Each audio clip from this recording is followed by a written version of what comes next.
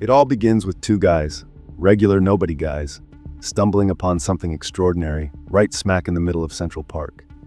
And what did they find, you ask? An alien artifact, glowing with mystery and just begging for trouble. This ain't no ray gun, one of them says, poking at it like it's yesterday's junk mail. The other one squints, leaning in close. What's that writing? Iraqi or something? Don't think so, the first one replies, scratching his head like a philosopher pondering the mysteries of life. And then, because every story like this needs someone who can't resist temptation, the bold one steps forward. Let me press a button, he says, like it's the most natural thing to do.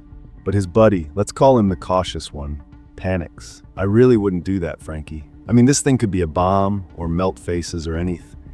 And guess what? Frankie doesn't even let him finish the thought. I pressed a button, just like that, no hesitation. Now at first, it seems like nothing happens. Okay. Well, I can't hear or see anything different, Frankie mutters, disappointed. Rats, this thing don't do nothing, his buddy grumbles. But oh boy, were they wrong. Because just as they were standing there, scratching their heads, people all around them, random strangers in the park, start throwing punches. Like out of nowhere. But these two knuckleheads, they don't notice a thing. Maybe you're right, bro, Frankie says. Maybe this was a stupid idea. And here comes the kicker. Now Frankie, his brother says, all dramatic like, would any older brother of mine ever have a stupid idea? I just want us to be a somebody. Frankie sighs, gazing off like he's in a movie trailer. But I guess nothing big ever happens to guys like us. But oh, my friend, big things were happening. And soon enough, they figured it out. This little alien trinket they found was causing the chaos in the streets. And what does one of them decide to do? Sell it. Sell it for $2 million to some gangster.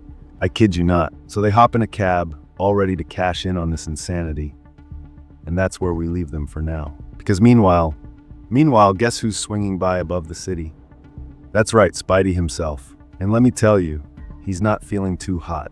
As he watches the people on the street scream and yell and throw fists, a thought strikes him.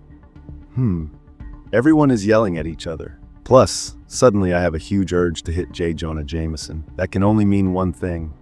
And with that, Spider-Man leaps into action. It's a weekday, or a weekend. Still, the fact that everyone in Manhattan's gone all Thrilla in Manila may mean something evil's transpiring. He swings down into the chaos, muttering to himself, although it was bound to happen sooner or later, let's face facts. Then, with all the flair of a Broadway actor, he declares, "People of New York, stop attacking each other, I beseech thee. Let us all come together as one and maybe go fight Boston instead." And there he is, trying his best to save the day, webbing people left and right. But it's not all smooth sailing. Ew! Someone yells at him. Ew, back at you. Spidey fires back. I'm trying to stop you killing each other and webbing's not cheap. But of course, the New Yorkers aren't exactly grateful. It costs less than this suit, pal. I guarantee you that, one guy yells at him. And that's when Spider-Man, God bless him, starts losing his cool. You're gonna pay for this? The guy shouts. So what if I see to you right now? Spidey snaps, getting in his face. But then it hits him. The rage, the irritation. It's not just everyone else. It's him too. Okay, now it's getting to me, he mutters under his breath. And just like that, our friendly neighborhood Spider-Man realizes he's in over his head. Then he spots it, a yellow cab, moving through the chaos like it's on a mission from a bad action movie. Hello there, curiously speedy yellow cab, Spidey mutters, narrowing his eyes. When you've been in this game as long as I have, you can usually recognize a getaway car. And the fact that it's the only thing moving in Manhattan right now might be a subtle hint too. Without missing a beat, he zips closer, calling out to the occupants. Hey guys, mind me asking what that weird alien-looking box is and if it's in any way connected to the massive outbreak of VO. Boom! Before he can even finish, a massive punch knocks him clear out of the air. Spidey goes flying, landing hard. Dazed but never down for long, he looks up, only to see the thing? That big, rocky bruiser barreling toward him, bellowing at the top of his lungs. You owe me $30 from our last poker game. Ya cheatin', wall crawlin', bum. The moment Spider-Man's web started tangling with the thing, it was clear this wasn't going to be a typical day. After all, when the thing is shouting about poker debts in the middle of an all-out brawl, you know things are off the rails. $30! The thing bellows, leaping at Spidey like a rock-covered missile.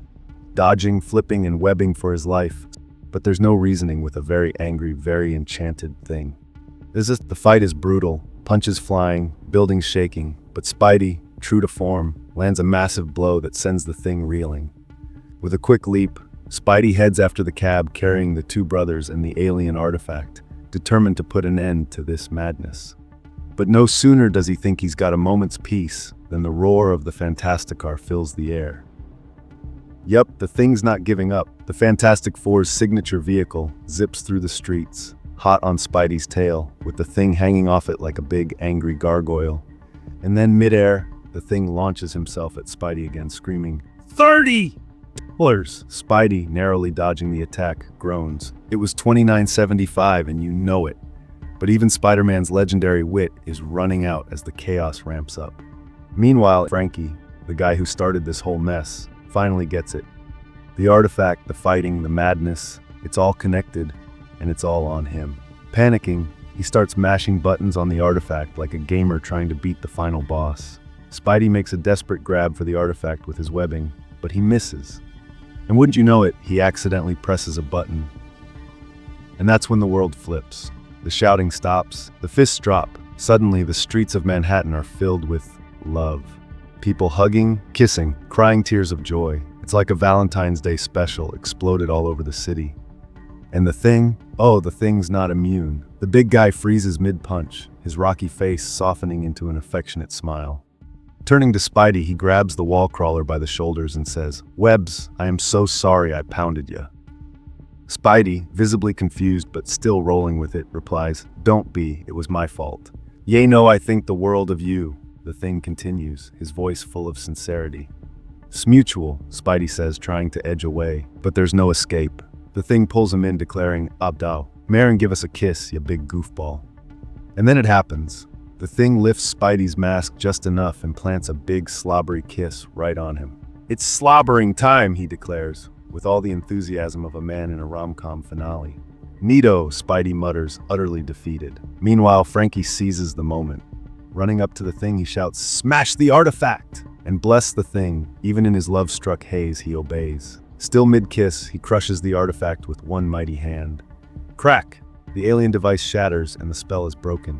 The love fest ends as suddenly as it began, leaving the streets eerily quiet. The thing pulls back from Spidey, blinking in confusion. "You okay, Webbs?" he asks, his voice back to its normal gruffness.